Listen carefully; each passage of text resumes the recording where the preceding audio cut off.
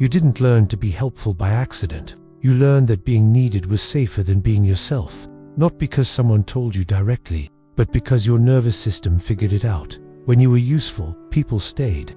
When you solved problems, the room softened. When you didn't need anything, things felt stable. So you adapted. You became the calm one, the strong one, the reliable one. You didn't just help with tasks, you helped with emotions. You read silences. You softened tension. You anticipated needs before they were spoken. And somewhere along the way, helping stopped being kindness. It became survival. People say you're selfless, but they don't see the exhaustion. They don't see the quiet grief, the loneliness of being depended on, but rarely checked on. You became indispensable, but invisible. Because when love is tied to usefulness, you stop asking, "What do I want?" and start asking, "What do they need from me?" Most chronic helpers weren't born that way. They were children in emotionally unpredictable environments. Maybe your parents were overwhelmed. Maybe no one asked how you were doing, but they noticed when you were helpful, when you were easy, when you didn't need too much. So you learned, be helpful or be alone. And it worked, until it didn't. Resentment starts quietly. It's not loud anger. It's the sigh before answering the phone. The hope someone forgets to ask you for help.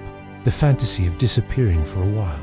Not because you hate people, but because you want to know what it feels like to not be needed. Resentment is a boundary you never learned to express. Here's the painful question. If you stopped helping everyone, would anyone still choose you? That fear runs deep. Because if usefulness built your relationships, what happens when you're not useful?